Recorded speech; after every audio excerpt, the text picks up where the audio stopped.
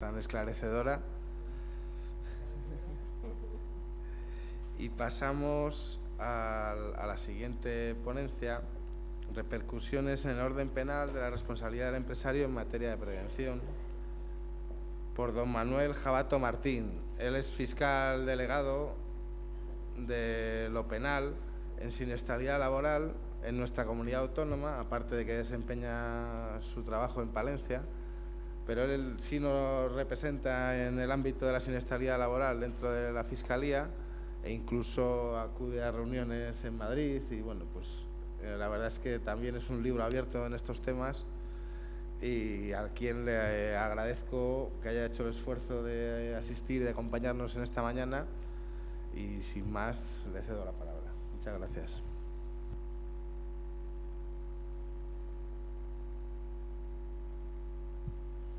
Bueno, muchas gracias a todos. Yo agradecer en principio la invitación que se me ha hecho por parte de Aspacil. En primer lugar, evidentemente, también agradecer a la Dirección General de Trabajo y Prevención de Riesgos Laborales mi invitación y bueno, por avanzar un poco, dado que María José me ha comido un poco el tiempo, y yo prometo intentaré ser un poco más breve, a ver si en media hora puedo llegar a explicarles lo que les quiero transmitir. Varias cuestiones que les quiero comentar. Efectivamente, todas las modificaciones que se han hablado aquí, ya lo digo por adelantado, tienen escasa relevancia en el ámbito de la responsabilidad penal, porque la responsabilidad penal se construye, que es un poco dentro de un siniestro laboral, una jurisdicción más especializada que las demás, en la medida que es más diferente y que no tiene tantas interferencias. Que se haya elevado con la modificación del artículo 30 de la Ley de Prevención de Riesgos Laborales la posibilidad de la gestión preventiva del empresario de 10 trabajadores a 25 y demás, tiene, a mi modo de ver, escasa relevancia o prácticamente ninguna, ¿no? Porque que el empresario responda penalmente en caso de un siniestro laboral, pues no va a depender exactamente de este caso, de este número, sino que va a depender evidentemente de que el empresario incurra en la conducta típica concreta que es de aplicación.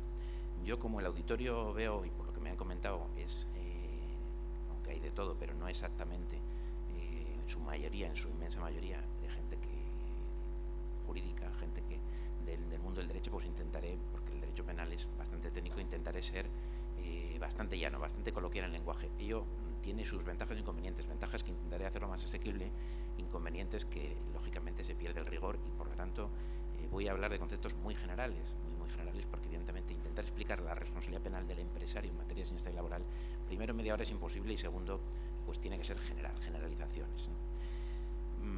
Comenzaré porque yo creo que es como mejor se ve, yo que no traigo PowerPoint, para que ustedes lo vean desde el punto de vista un poco gráfico. Cuando se produce un accidente laboral, porque un trabajador, por ejemplo, se cae de una fachada y tiene unas lesiones, muerte, incluso unas lesiones graves, en principio tenemos que investigar en el ámbito penal dos conductas.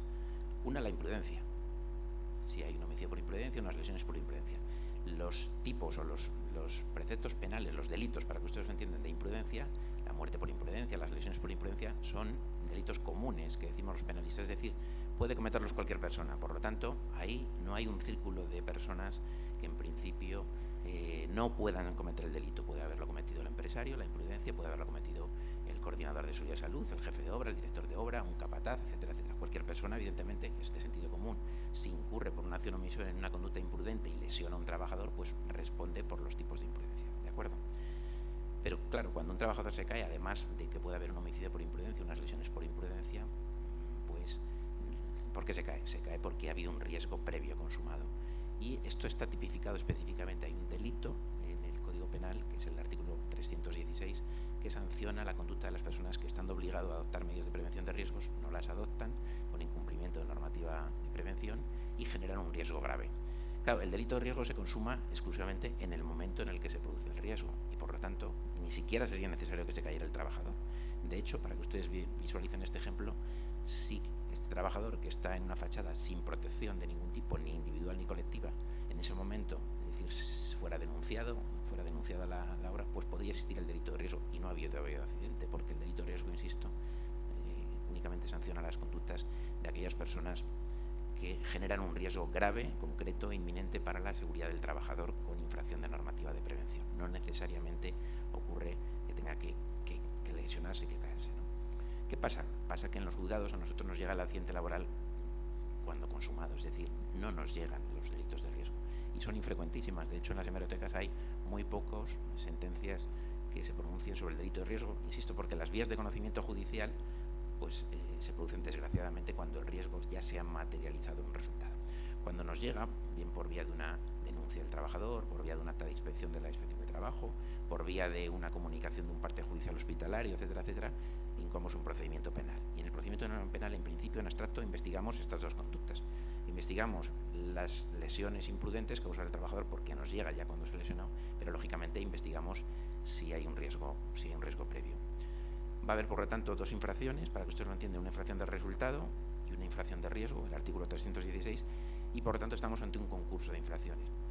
Puede ser acabar sentenciándose las dos infracciones, porque se entienda, y para que ustedes lo entiendan que es la línea divisoria, que además del trabajador que ha sido expuesto al riesgo y que se lesiona, hay otros trabajadores también expuestos al riesgo. Por lo tanto, respecto a esta otra bolsa de trabajadores, ya tenemos un delito consumado al riesgo. El riesgo se consuma en el momento en el que se ponen en peligro, pero como además uno de ellos se cae y se lesiona, tenemos además un concurso a mayores, un delito de muerte o lesiones imprudentes. ¿De acuerdo? Aquí sancionaríamos por los dos.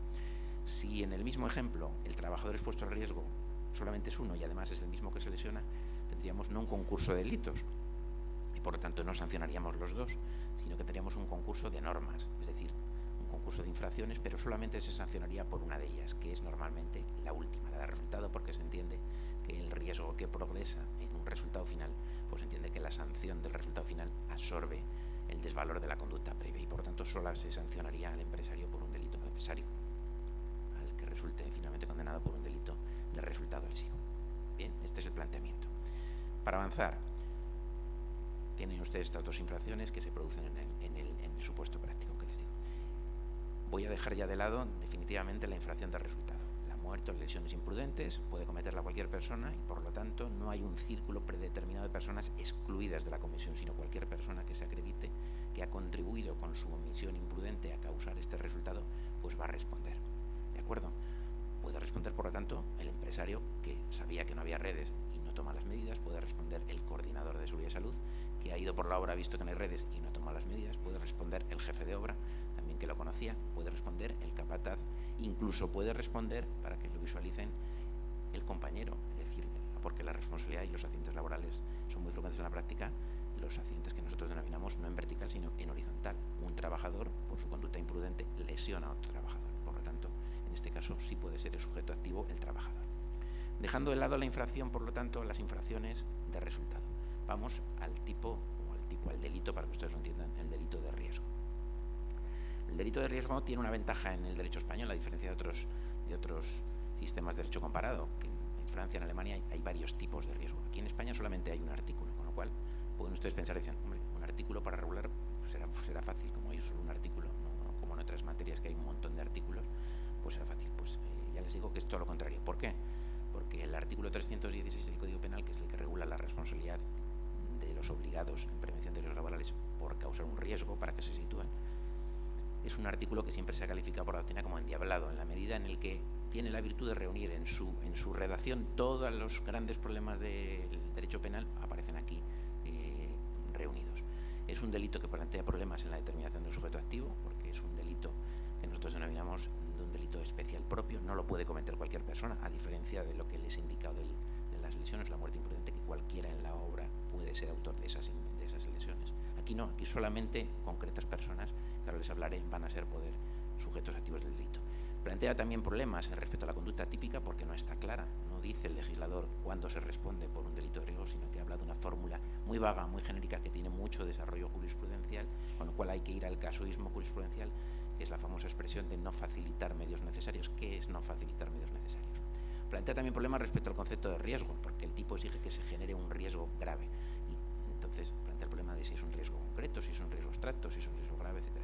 Y plantea, cuarto lugar, y termino, problemas respecto a la infracción normativa, porque el precepto exige no solamente que el sujeto obligado, por no facilitar medios necesarios, genere un riesgo grave, sino que además lo haga con infracción, dice expresamente, con infracción de normas de prevención de riesgos, lo cual plantea el problema de que se entiende a efectos penales por infracción de norma de prevención de riesgos laborales, que ya les digo que es toda la legislación de normativa de prevención siempre que sea grave. La infracción leve, por lo tanto, no da lugar a la aplicación del artículo 316.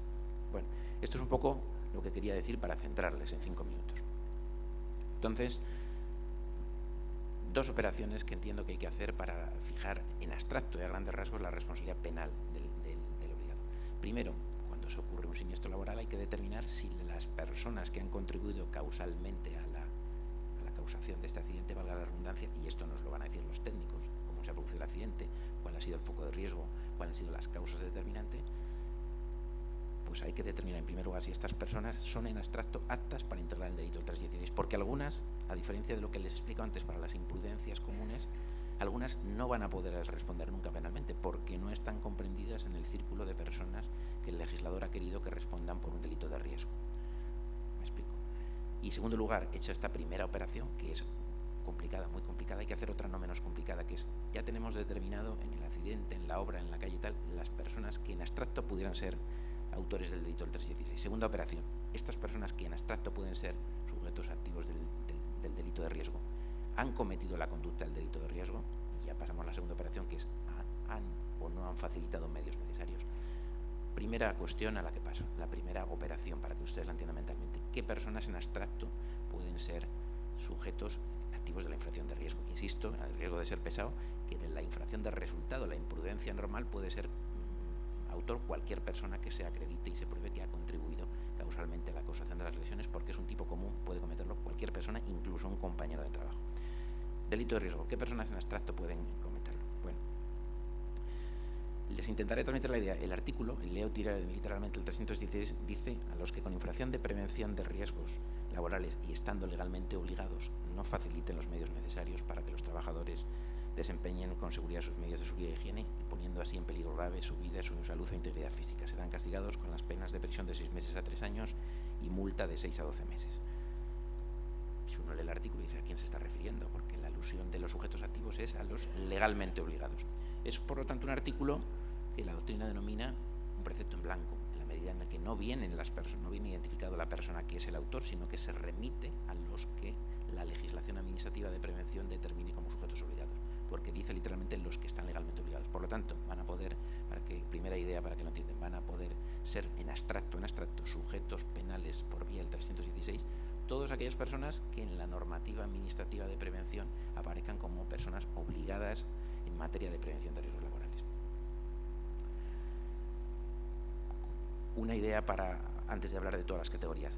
Común a todas estas categorías es la idea de que todas estas personas obligadas, no por ello, estamos en ámbito penal, tenganlo ustedes muy presente, no por ello responden automáticamente, no estamos ante un concepto formal, es decir, no hay que ir a la legislación y decir, conforme al decreto tal del 97, esta persona está obligada porque el artículo tal dice que adoptará las medidas, por tanto ya responde del tipo penal. No, primero hay que hacer un criterio formal, esta persona está obligada a la normativa administrativa de prevención de riesgos, sí, y segundo lugar, lógicamente estamos en la obligación penal, principio de culpabilidad a ultranza, es decir, se ha probado en el juicio que esta persona ha optado con o ha obrado con dolo o culpa respecto a la evitación de la generación de riesgo, lo cual supone que tiene que tener, uno, conciencia del foco de riesgo, el autor tiene que saber que en la empresa había un foco de riesgo y no atajarlo, tolerarlo, y segundo, que haya actuado de alguna manera con funciones ejecutivas, porque puede haber personas en el entramado empresarial que tengan conocimiento del foco de riesgo, pero no tengan facultades de mando, disposición para adoptar medidas de prevención. Por lo tanto, tengan ustedes en cuenta que tiene que producirse esta doble acumulación. Aparecer formalmente en la normativa de prevención de riesgos como una persona obligada, pero además desde el punto de vista penal, común a todas las personas, a todos los colectivos que les voy ahora a indicar, aparecer la idea de culpabilidad de que además tiene que haber obrado, al menos, no hay una responsabilidad objetiva, sino que al menos con culpa o con dolo respecto al riesgo, en la medida en la que no lo han evitado teniendo facultades de decisión respecto a la evitación del foco de riesgo. Bueno, el artículo habla, por lo tanto, de los legalmente obligados. ¿A quién se está refiriendo legalmente obligados? Pues en principio al empresario. ¿Por qué? Pues porque, como nos ha explicado María José muy bien, el artículo 14, que es un poco la clave de bóveda de todo esto, es el precepto que dice en la Ley de Prevención de Riesgos Laborales que el empresario está obligado, es el deudor de seguridad, está obligado y tiene el deber de garantizar la protección de la seguridad de los trabajadores. Por lo tanto, es claramente, el artículo 14 ya señala al empresario como la persona prototípica, y así lo han dicho los autores, al que se está refiriendo el artículo 316 de la responsabilidad penal. Ahora bien, me interesa resaltar con respecto a la responsabilidad penal del empresario dos ideas. Primero, que no responde solo el empresario, siempre en todo caso, y segundo, que el empresario no responde siempre y de modo automático en todo caso. No responde solo porque normalmente en los supuestos de responsabilidad penal el empresario responde, pero existen otras personas que también son obligadas y que por lo tanto también pueden incurrir en responsabilidad penal. De hecho, las causas por accidentes laborales es muy frecuente que no haya solamente un acusado, sino que haya varios acusados. ¿Por qué? Pues porque hay varios obligados a adoptar medidas de prevención y normalmente ellos han contribuido en parte causalmente a la producción del riesgo y por lo tanto el resultado lesivo final. Segunda idea, que además de que no responde solo el empresario, no responde siempre el empresario, porque hay supuestos en un accidente laboral en el que no responde el empresario y hay supuestos en los que a veces no se acusa al empresario, se acusa a otras personas.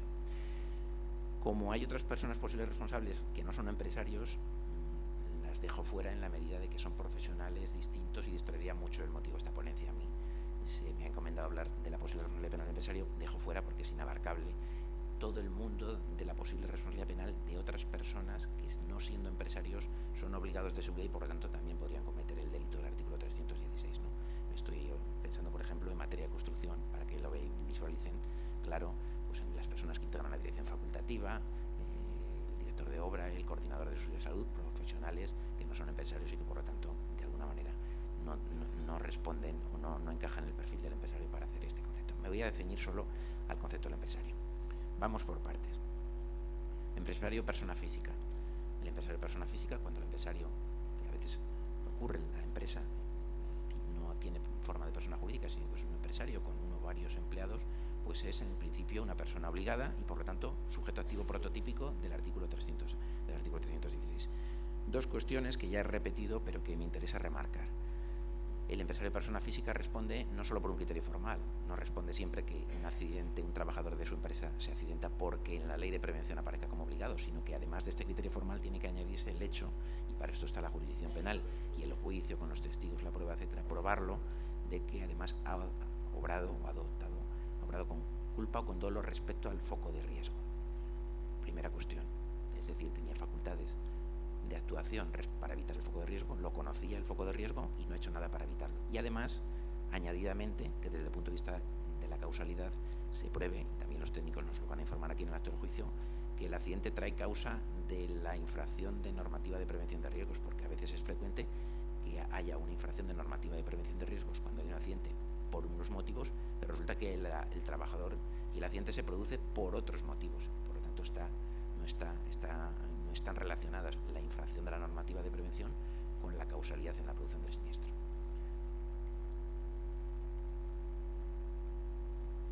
Termino con una idea para el empresario persona física. El concepto, por lo tanto, lo relevante es el concepto material, no el concepto formal. Es decir, el hecho, y esto insisto mucho en la jurisprudencia y las audiencias provinciales, se sanciona al empresario no que aparece en el registro mercantil o que en la constitución, en la escritura de constitución de la empresa, como la persona, como empresario, sino el que se prueba, en el caso concreto, que es el empresario real. El empresario real, es decir, la persona que más allá de su denominación, más allá de la aparición, la denominación en la escritura de constitución de la sociedad, etcétera, se ha probado por la prueba de los testigos, etcétera, que ejercía funciones de mando. Lo digo porque es frecuente a veces que nos encontremos que en el juicio testifican los trabajadores que sí, que el empresario en la escritura de constitución es don Menganito, pero ahí el que iba por la empresa y él daba las órdenes era su padre, que era el jefe de toda la vida y el que ejercía de facto. Pues ese es el posible responsable penal, no el otro, aunque aparezca formalmente como un posible responsable formal. Por lo tanto, idea de empresario físico, persona que ejerza de empresario desde el punto de vista real, material. Y segunda idea, y termino con el empresario físico, que tenga conocimiento del foco de riesgo. Piensen ustedes una nave en la que un empresario tiene una empresa de ferrallas con varias máquinas y de pronto en la máquina número 10 del pasillo de final, pues el jefe de taller y uno de los empleados han acordado quitar una carcasa de seguridad para ir más rápidos y por lo tanto se produce un corte con una amputación de varios dedos. ¿El empresario qué responde? Bueno, el empresario responde, pero si se prueba que en el caso concreto el empresario no tenía conocimiento del foco de riesgo, es decir, de que su jefe de taller, sin su consentimiento ni conocimiento con un empresario, han quitado la carcasa, evidentemente no responde, porque evidentemente él, como no conocía el foco de riesgo, no se le puede reprochar que no haya tomado las medidas necesarias para evitar el riesgo. Parece una cosa evidente. Por lo tanto, empresario persona física, empresario material, concepto formal, y empresario que conoce el foco de riesgo y que por lo tanto lo ha tolerado por dolo o por culpa. Empresario, persona jurídica. Cuando la empresa es una persona jurídica, el código sí contempla un precepto especial para fijar la autoría, que es el 318. Dice que cuando los hechos los comete una persona jurídica, responden, y dice literalmente, los administradores o encargados del servicio. ¿Vale? ¿Qué es el administrador? Pues el administrador a efectos penales es, insisto, lo mismo que les quiero transmitir. El administrador a efectos penales no es el administrador formal, el administrador, el socio, el administrador que aparece en la escritura, sino que es el administrador que se pruebe que de hecho llevaba las riendas en la gestión empresarial de la empresa. Y son frecuentes los pronunciamientos de las audiencias que revocan condenas del juez de lo penal porque han condenado a un administrador que aparecía en la escritura, pero que luego se prueba por los testigos que no es en realidad el administrador que ejerce funciones de dirección y mando empresarial. Por lo tanto, administrador real. Cuando son varios, por lo tanto, tenemos que ir a la prueba a este concepto de administrador material. Segundo, dice el artículo 318, responderá cuando es una persona jurídica el administrador o, criterio subsidiario, el encargado de servicio. ¿Qué es el encargado de servicio que tantos ríos de tinta ha generado en la jurisprudencia del penal? El encargado de servicio. Bueno, pues encargado de servicio, quédense ustedes con la idea de que el encargado de servicio a efectos penales no es ni un encargado general de la empresa. De hecho, cuando se condena por un encargado general, las audiencias revocan y dicen, no me diga que es un encargado general, pues concréteme qué funciones tenía, no vale estos cargos de encargado general. Tampoco es un encargado de cuadrilla o capataz, como es frecuente en la persona penal. No, lo que se está refiriendo el legislador cuando dice, y así lo ha dicho la jurisprudencia, un encargado del servicio es el encargado por delegación del empresario de seguridad en la empresa. Es decir, la persona a la que le acepta voluntariamente por delegación del empresario llevar a cabo las funciones de prevención y seguridad en la empresa, siempre que la delegación, y ahora la explicaré, tenga unos determinados requisitos. Claro, no basta simplemente decir, he nombrado delegado a Menganito, yo no quiero saber nada de lo que pasa. La delegación tiene que tener unos requisitos que ahora expondré, que son 3, y además la jurisprudencia es muy estricta, y si no se cumplen no vale la delegación y por lo tanto responde el delegante. Pero en principio quédense con la idea de que el encargado del servicio es una persona nombrada, aceptada voluntariamente, con capacidad, competencias para llevar a cabo las funciones de prevención. ¿Quién ha considerado la jurisprudencia para que ustedes lo visualicen?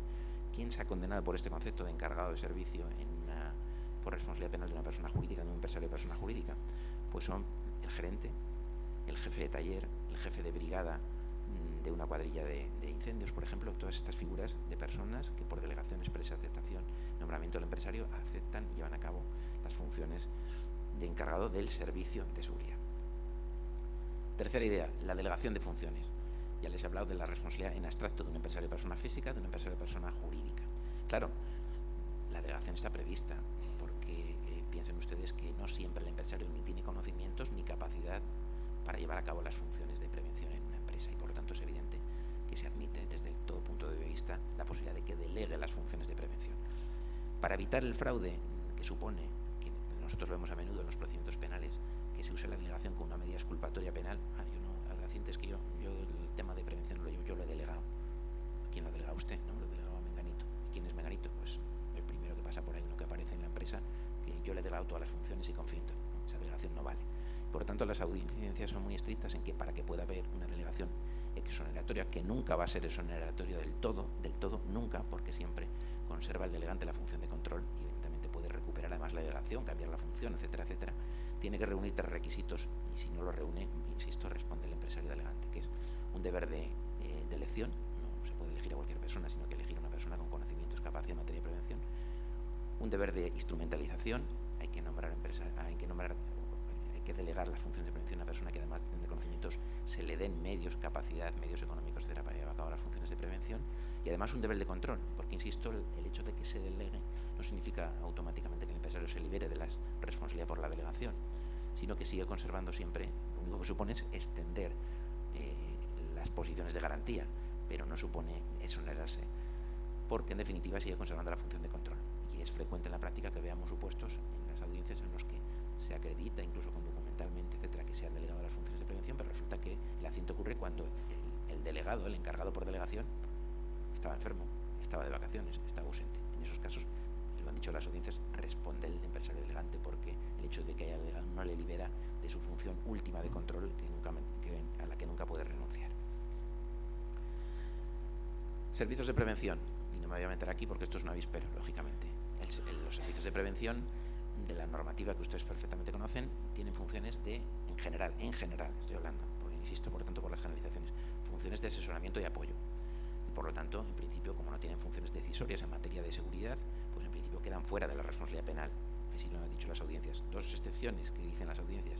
Primera excepción, que hayan sido delegados, es decir, que se pruebe en el caso concreto que ha habido una auténtica delegación de funciones de prevención del empresario a los servicios de prevención, para lo cual nosotros pedimos en las causas que nos aporte o bien el documento de constitución del servicio de prevención propio o bien el contrato de concertación con el ajeno para ver si efectivamente hay una delegación de boquilla o hay una delegación real y aparece acreditada. En estos casos, si se acreditara y probada que hay una auténtica delegación con los requisitos, con los 3 requisitos cumulativos que les he dicho antes, pues podría, y hay casos, sentencias de condenarse o establecerse la responsabilidad penal de un servicio de prevención por haber generado o haber tolerado un riesgo que luego ha desencadenado un resultado. Y segunda excepción, que también las audiencias apuntan, las audiencias en la vía penal, claro que es la que yo conozco, de la posible responsabilidad de un servicio de prevención es cuando el accidente traiga causa exclusivamente de un fallo en la evaluación de riesgos. Es decir, no se ha evaluado un riesgo, el riesgo es evidente, el riesgo es notorio, conocido, y no se ha evaluado y se produce el siniestro. En esos casos responde el servicio de prevención con la salvedad evidente de que, y lo han dicho, las audiencias no está obligado el técnico del servicio de prevención a avaliar un riesgo que no les manifestado, que no les expuesto ni conocido. Los riesgos ocultos evidentemente no responden. Recursos preventivos. Saben ustedes que en el artículo 30 también prevé la posibilidad de la organización de la gestión preventiva propia por el empresario, 25 trabajadores ya se ha expuesto, recursos preventivos, servicios de prevención propio o ajenos. Los recursos preventivos, paso muy ampliamente, los también están regulados en el artículo 32 y en el reglamento de los servicios de prevención. Son vigiladores. Y además, normalmente la experiencia nos muestra que son trabajadores más. Vigilan, informan al empresario o al delegado de los riesgos que avisan, pero evidentemente no tienen funciones decisorias para evitar los riesgos y por lo tanto la jurisprudencia de las audiencias los excluye normalmente porque entiende que no tienen poder y mando para evitar. Y ya les he dicho que una de las características comunes a todas estas figuras que les estoy viendo de posibles responsables es que deben tener, además de conocimiento del foco de riesgo, tienen que tener capacidad de mando y decisión para atajar y para decidir el foco de riesgo, y los recursos preventivos en principio no lo tienen. Excepción, claro que el recurso preventivo, aparte de ser un recurso preventivo, sea además una persona, que puede ser frecuente también en la práctica, que reúna otra condición. Por ejemplo, sea recurso preventivo, pero además es el coordinador de seguridad y salud, o es el arquitecto, director de ejecución de la obra, en ese caso, claro que responde, pero noten ustedes que no responde por ser recurso preventivo, sino que responde por la otra condición en la que se suma, en este caso, el recurso preventivo. De los delegados de prevención y miembros de los comités de empresa también paso por encima, a pesar del término equívoco, lo digo porque muchos abogados y muchos en la práctica forense a veces pasa, dicen, pido que declare como imputable el delegado de prevención, porque como le suena delegado, ya delegado al empresario y de prevención, pues blanco y en botella, dicen, este tiene que ser el que tal que declare como imputable el delegado de prevención. Y el delegado de prevención es un delegado de personal, es un delegado sindical de prevención, no tiene ningún tipo de funciones decisorias en materia de seguridad, lo único que hace de enlace entre el empresario y los trabajadores, eleva quejas, es consultado, transmite información, pero evidentemente, te lo digo para evitar, porque es muy frecuente las imputaciones, antes lo comentaba, en las causas penales, que se declare que me imputa mucha gente que tiene la coletilla de prevención y que suena algo de prevención, pero que en realidad, no lo tiene. Lo digo para ir despejando, voy despejando, si ustedes ven, supuestos de colectivos de personas que, aunque hablan la terminología de prevención, no pueden responder en ningún caso desde el punto de vista penal. En las empresas de trabajo temporal, empresarios de trabajo temporal, aquí tampoco les voy a cansar. Desde el punto de vista administrativo conocen ustedes la distinción que efectúa el artículo 28.5 de la Ley de Prevención de Riesgos Laborales. Me interesa transmitirle dos ideas a nivel penal. La empresa de trabajo temporal, la empresa que envía al trabajador, está obligada a garantizar la formación para el puesto de trabajo al que va y la información de ese puesto, y la empresa usuaria está obligada a garantizar el control y la vigilancia de las condiciones de seguridad. Por lo tanto, con todas las simplificaciones, con todas las matizaciones y simplificaciones, con este esquema ustedes entenderán fácilmente cómo se comportan las audiencias en la responsabilidad penal de las empresas de trabajo temporal. Cuando el accidente laboral trae causa de que se envía a un trabajador sin formación para el puesto, sin formación, porque ocurre porque va a un puesto que se sabía y sin embargo no ha sido formado, responde evidentemente quien tiene la carga de enviarle formado, que es la empresa de trabajo temporal. Aunque son infrecuentes las condenas en el accidente de trabajo a la empresa de trabajo temporal. Cuando el accidente ocurre no porque vaya desinformado o no formado, sino porque no se han vigilado las condiciones de seguridad del puesto de trabajo, como esa competencia le corresponde a la empresa usuaria, pues responde a la empresa usuaria con todos los matices. ¿De acuerdo? Sigo avanzando. Paso también brevísimamente por el tema de las empresas fabricantes e importadoras y suministradoras que menciona el artículo 41. Aquí ahora hay que introducir otros matices que yo no me voy a detener. En el ámbito penal, quédense ustedes con la idea, hay muy pocos pronunciamientos en el ámbito penal fabricantes, suministradoras, había y sigue habiendo una polémica que ahora cambiará posiblemente con la nueva regulación, con la nueva regulación del 2011 de la Ley de la Jurisdicción Social. Y es la distinción, la dicotomía que hacían las audiencias provinciales penales entre dos grupos. Había algunas que decían que no era nunca un sujeto activo posible por la vía del artículo 316, no respondían por qué, porque decían que los fabricantes tienen obligaciones de la fabricación del producto y de información de los riesgos del producto si las incumplen, y estaban afectados por la normativa de industria, no por la autoridad laboral, y por lo tanto se consideraba que eran materias e incumplimientos ajenos a la prevención de riesgo. Otras audiencias entendían que no, que esto es una distinción artificial, que el artículo 41 que está en la ley de prevención intenta establecer medidas eficaces tanto para el fabricante y obligaciones con materia de prevención y causación de daños, y por lo tanto que esta disquisición de fabricación por normas de industria y normas de prevención es artificial, y por lo tanto si se acreditaba, y hay sentencias penales, que el accidente se producía porque ha sido enviado un producto o una máquina, etcétera, etcétera, con errores de fabricación y con riesgo notorio y evidente, pues respondían en el ámbito penal también los fabricantes, importadores o suministradores. Trabajador autónomo. Pues el trabajador autónomo, dirán ustedes, el trabajador en principio autónomo que contrata con una empresa para hacer trabajos es sujeto pasivo, no activo, claro, puede ser la víctima, se lesiona y es el sujeto. Pero también puede ser sujeto responsable por vía del artículo 316. ¿Por qué? Porque saben ustedes que el trabajador autónomo, cuando a su vez tiene asalariados a su cuenta de otros trabajadores, pasa de alguna manera, para que lo entiendan y sin necesidad de citas normativas específicas, pasa a ser considerado como empresario o pasa a ser considerado como contratista o subcontratista en el ámbito de la construcción, y por lo tanto, para que lo visualice, se convierte en un mini empresario y por lo tanto pasa a convertirse a su vez en sujeto activo válido y típico efectivamente para llevar a cabo, para ser considerado autor material del artículo 316. En el caso de concurrencia de empresas, lo explica antes María José, no me voy a detener ahí. La ley de prevención, saben ustedes que distingue tres supuestos: empresas autónomas independientes en un mismo centro de trabajo, por ejemplo el centro comercial, ahí cada uno en principio seguiría sus obligaciones de seguridad, y a nivel penal las audiencias dicen el accidente laboral ocurre en una empresa, en autónomas independientes responde la empresa. Lo único que tiene son obligaciones comunes de información del centro comercial para que lo visualicen, pero evidentemente cada una responde en su caso penalmente por las responsabilidades. Segundo supuesto sería el supuesto de empresario, un centro de trabajo que contrata a otra empresa para que en su centro de trabajo haga una actividad, pero no la misma actividad suya, sino otra actividad distinta, por ejemplo, un taller de ferrallas o de máquinas que contrata la reparación de la cubierta de un tejado con una empresa de construcción. Es el mismo centro de trabajo, pero la empresa que contrata es distinta. Ahí, en principio, aunque la ley establece que tiene la iniciativa en materia de comunicación, de información de riesgos y de cooperación, la empresa titular del centro de trabajo, quédense con la idea de que a nivel penal cada una responde de los posibles incumplimientos de normas de prevención que dan causa al accidente cuando el accidente se produce en cada uno de sus ámbitos, es decir, de las caídas la empresa contratada, de los accidentes por las máquinas la empresa del centro de trabajo, pues se reparten las competencias, es evidente, con un matiz, que es el matiz en el que la empresa del titular del centro de trabajo no haya advertido a la empresa que contrata, aunque sea de otra actividad, que existe un riesgo que podía ocasionarle. Por ejemplo, en este caso, para que lo visualicen ustedes, en el cambio de la cubierta no le haya dicho, ojo, que al cambiar la cubierta, por ahí pasan, por ese panel, por ese tabique pasa la instalación eléctrica, y por lo tanto yo, que lo sé porque soy el titular del trabajo, no te informo de ese riesgo y el accidente se produce porque al picar vosotros se produce el accidente laboral. Y el tercer supuesto sería el supuesto de la auténtica subcontratación. Los otros no es subcontratación, son más o menos concertación de empresas o concentración de empresas, que sería el supuesto de que una empresa, evidentemente, de una actividad contrata a otra empresa en su mismo centro de trabajo y para su misma actividad. En este caso, con independencia del reparto de las funciones de información, con independencia de la iniciativa de la contratista principal para cerciorarse de la documentación por escrito, de la formación de los trabajadores, de que esté el día de la evaluación y el plan de riesgos laborales.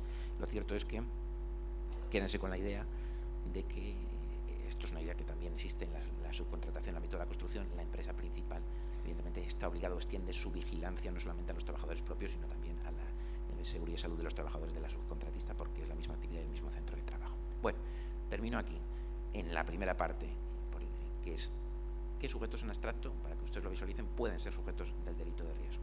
Ya les he dicho, repasando conceptos, de la infracción del resultado, cualquiera de la obra que se acredite que ha contribuido a causar las lesiones imprudentes. Del delito de riesgo, los legalmente obligados, que son los que aparecen en la normativa como obligados, pero que además se prueba en el caso concreto que han actuado con dolo o con culpa respecto al foco de riesgo, teniendo competencias materiales para evitarlo, y que son todos estos colectivos de que les he dicho con este reparto.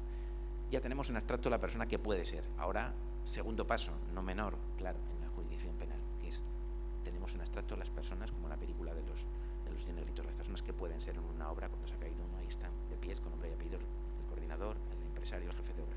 ¿Pueden ser? Sí, todos pueden ser los que he mencionado. Segunda operación que hay que hacer, porque ahí no nos quedamos, claro, es, han incurrido en la conducta típica. La conducta típica, ya les dije, del 316, el artículo dice, no facilitar medios necesarios. Quédense, y con esto termino para no dilatarme, quédense con la idea de que la expresión no facilitar medios necesarios, todavía hay muchos abogados que la entienden erróneamente, incluso muchos juzgados, etcétera, etcétera. No es pese a lo que pueda parecer una primera lectura del código. No facilitar, es una obligación de facilitar. Luego, si yo entrego los medios, los arneses, los cascos, los EPIs, o si entrego las medidas de seguridad, ya me he liberado, porque como el artículo dice, no facilitar y yo he facilitado, ya está. No es una obligación de medios, sino que es una obligación de resultado. Por lo tanto, facilitar y medios se han interpretado las dos palabras en sentido muy amplio por el Tribunal Supremo y por las audiencias provinciales. Facilitar o no facilitar es no solamente entregar medios materiales individuales y colectivos, sino además supervisar, controlar y vigilar. Primera idea, respecto a facilitar. Y medios necesarios no solamente son medios materiales, individuales y colectivos, sino que son medios también organizativos, formación, información. Por lo tanto, uniendo el concepto amplio de facilitar, uniéndolo con el concepto amplio de medios, nos da que por conducta típica, bajo la expresión esta de no facilitar medios necesarios, se incluye no facilitar medios, un empresario que no ha facilitado medios individuales de protección, supuesto prototipo. Un empresario que no ha facilitado medios colectivos de protección. Un empresario que no ha facilitado formación a su trabajador y por lo tanto genera el accidente. Un empresario que no ha facilitado información de riesgos. Un empresario que no ha adoptado procedimiento de trabajo seguros, etcétera, etcétera. Es decir, en definitiva, toda conducta que de alguna manera suponga que, incumpliendo la normativa en materia de prevención, tanto de facilitación o suministro como control o vigilancia, haya de alguna manera ocasionado el riesgo en este caso. Y por mi parte, termino con dejarlo así. Insisto, con todas las generalizaciones que puedan parecer, el accidente laboral en la vía penal, cada caso es un mundo. Estos son pinceladas muy abstractas, muy concretas. Es un tipo muy complicado porque, a diferencia de otros códigos penales, de otros artículos del código, no está identificada la persona. Ustedes verán en el código que es muy frecuente que de los determinados delitos ya aparezca la persona que puede ser responsable. Lo dice. El padre que no reintegra el tal, solamente puede ser el padre. No es que el hermano, no, solamente puede ser el padre. El juez que dicta una resolución hipotecaria, solamente puede ser el juez. Es decir, en la mayoría de los tipos penales del código está identificada la persona y el círculo de posibles responsables, solamente esa persona. Pero en la seguridad y higiene en el trabajo, el delito de riesgo, el artículo 316, deliberadamente el legislador lo podía haber hecho en las sucesivas reformas. No dice, no ha metido el empresario que no incumpla. Sin duda se está refiriendo al empresario como sujeto activo principal, pero lo ha dejado deliberadamente en blanco. Dice los legalmente obligado y por lo tanto faculta para que respondan en principio en abstracto todo este colectivo de personas. En abstracto siempre que luego, segunda operación, se cumpla el hecho de que se acredite que no han facilitado medios necesarios en el sentido de interpretación que les he dicho que se entiende por las audiencias, que es facilitar medios necesarios. Nada más.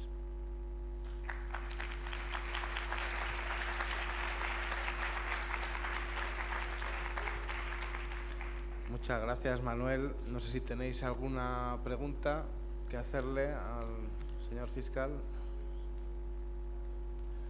Espera, te bajan un micrófono. Que no sean casos concretos, que me conozco yo las preguntas. A mí me ha pasado que no se calle tal. No, bueno, es un caso general. ¿En qué circunstancias puede incurrir en la responsabilidad penal los técnicos de prevención, que es una figura que no ha nombrado en este desglose que ha hecho? Los técnicos de prevención, en principio, con responsabilidad penal, depende de la medida en la que estén integrados o no en un servicio de prevención, no estén integrados en un servicio de prevención, haya una delegación en favor de un técnico, depende en qué supuestos, porque técnicos de prevención en un servicio de prevención, bueno, pues es la responsabilidad, lo que les he dicho un poco antes, con todas las generalizaciones y matices, los servicios de prevención. Los servicios de prevención, las audiencias provinciales, en materia penal, estoy hablando, consideran que, con carácter general, la normativa que la regula, el reglamento de los servicios de prevención, etcétera, etcétera, considera que tienen funciones de asesoramiento y apoyo a la empresa. Y por lo tanto, en principio, no responden, porque aunque tengan funciones de asesoramiento y apoyo, no tienen facultades decisorias, ni económicas, ni de poder, ni mando, ni de dirección para evitar las medidas de seguridad. Pueden, evidentemente, asesorar e informar al empresario, formar, pero no tienen facultades para atajar un foco de riesgo si el empresario no lo quiere atajar, no tienen facultades decisorias. Y por lo tanto, en principio, en las audiencias, los técnicos de los servicios de prevención en principio están fuera, con dos excepciones que comentaba antes. Primera excepción, que se acredite, lo cual supone ver en el caso concreto muy bien el contrato de concertación, si es un servicio externo o un documento de constitución del propio, que se acredite que ese servicio de prevención en el que están integrados el técnico o los técnicos tenían delegadas expresamente las funciones de prevención de riesgos. Delegadas, ojo, con este triple requisito, es decir, delegadas con este triple requisito que les he dicho de capacidad, medios y control. Y segundo excepción, y hay algunas, no muchas, sentencias penales condenatorias a técnicos de servicios de prevención, es el caso de que el accidente haya ocurrido porque, y se pruebe claramente, la causa única, exclusiva del accidente sea un defecto en la evaluación de riesgos. Si el riesgo evidente, conocido, no ha sido evaluado y eso ha generado el riesgo y el resultado, en ese caso sí responde. ¿Por qué? Porque en ese caso, si no me equivoco, es el artículo 19, es el que dice que es una función originaria. No tienen funciones globales de asesoramiento y apoyo, pero sí en materia de evaluación de riesgos los técnicos de prevención sí tienen funciones específicas con responsabilidad, que es la evaluación. Y por lo tanto, si se acredita que la evaluación se debe a este caso, responde, que son las hipótesis que yo conozco en la vía penal de excepciones, insisto, de la responsabilidad. Y por lo tanto, resumiendo, carácter general no responden, excepciones responden si hay una auténtica delegación, en este caso son delegados, y responden en los escasos supuestos, debe haber 2 o 3 sentencias desde el año 2007 hasta para que en el 2012, en las audiencias provinciales, los técnicos en vía penal por el riesgo grosero, claro y evidente, no ha sido detectado y no ha sido evaluado. Con la corrección que hice antes de que el riesgo tiene que serle manifestado y ostensible, porque si hay un riesgo oculto que el empresario no le manifiesta al técnico, no responde objetivamente por la no evaluación del riesgo.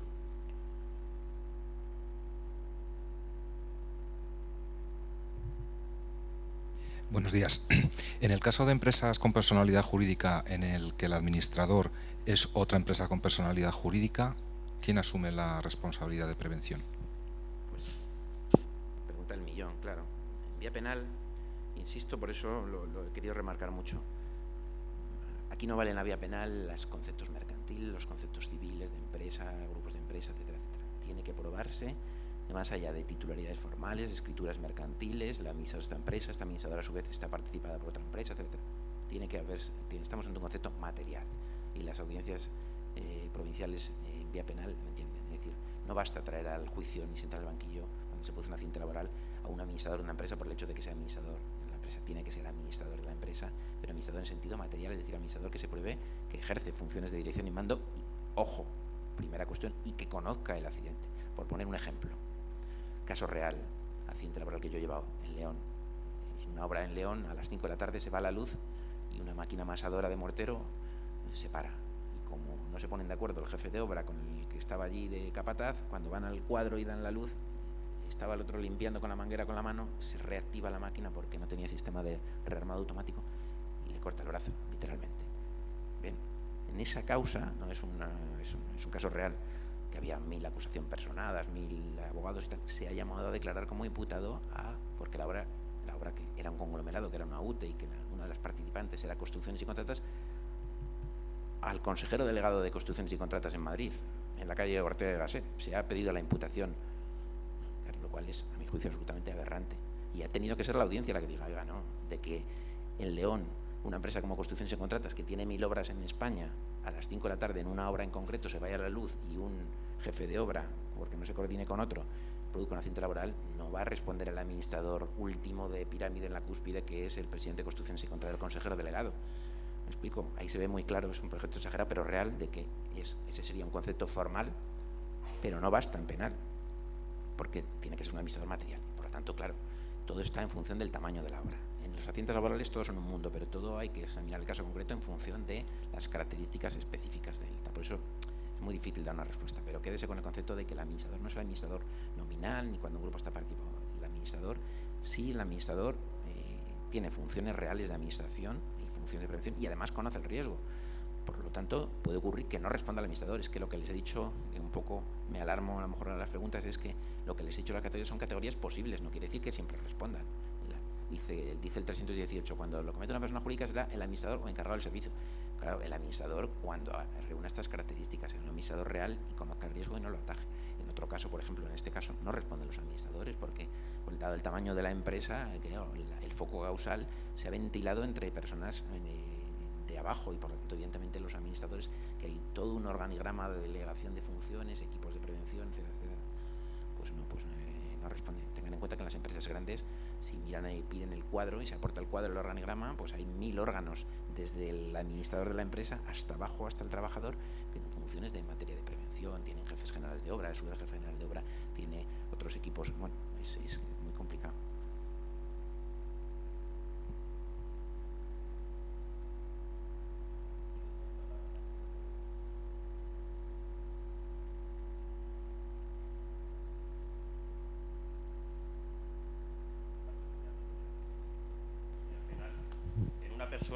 En una persona que no forma parte ni de la dirección facultativa ni de la dirección de la empresa, que simplemente recibe el encargo de la redacción de un plan de seguridad y en esa empresa posteriormente se produce un accidente. ¿Esa persona podría tener alguna responsabilidad penal? La redacción de un plan. La redacción del plan de seguridad específico de una obra de construcción. Bueno, lo que pasa es que la redacción de un plan de seguridad y salud, el plan lo encarga, como sabe, el contratista, luego la subcontratista se adhiere o no, se redacta el plan lo aprueba el coordinador de seguridad y salud. Entonces, claro, hay que ver, primero, en los accidentes laborales hay que ver cuál es la causa, o sea, el punto de partida original, cuál es la causa del accidente, porque el accidente, aunque el plan esté mal redactado, puede ocurrir que el accidente laboral se desencadene el riesgo y el resultado por otro derrotero causal, y por lo tanto, si vamos a la hipótesis en la que el accidente se ha producido porque se ha materializado un defecto en el plan de seguridad y salud, pues en abstracto podría responder el coordinador y el autor de la redacción del plan, en abstracto, pero con todos los matices. Por ejemplo, el coordinador puede responder porque el coordinador aprueba el plan de seguridad y salud y además el coordinador, pero no siempre. Es que claro, este es un mundo. Yo hablo solo de los empresarios. Si habláramos, una ponencia daría para un foro coordinador de seguridad y salud, pues claro, hay que distinguir un fallo episódico de puntual de un plan permanente para que lo visualicen. Si el defecto del plan es permanente, mantenido, por ejemplo, un plan de seguridad que no contempla barandillas o que no contempla determinadas redes, y el coordinador se pasa por la obra y está conociendo y tolerando ese plan, responde el coordinador, el autor del plan, etc. Parece una cosa evidente. Si, sin embargo, las medidas de seguridad se cumplen y lo único que pasa es que episódicamente, puntualmente, a las 5 de la tarde, como he puesto ese ejemplo un poco estrambótico, pero para que se vea, resulta que alguien de la obra ha quitado las redes de un lado y las ha cambiado para facilitar una salida de demás, pues parece lógico que no se siente ni al coordinador ni al autor del plan, porque ellos responden de lo suyo, que es coordinar la seguridad y cuando es general, no del fallo episódico que se responde, con todos los matices, que es ir a cada matiz es muy distinto.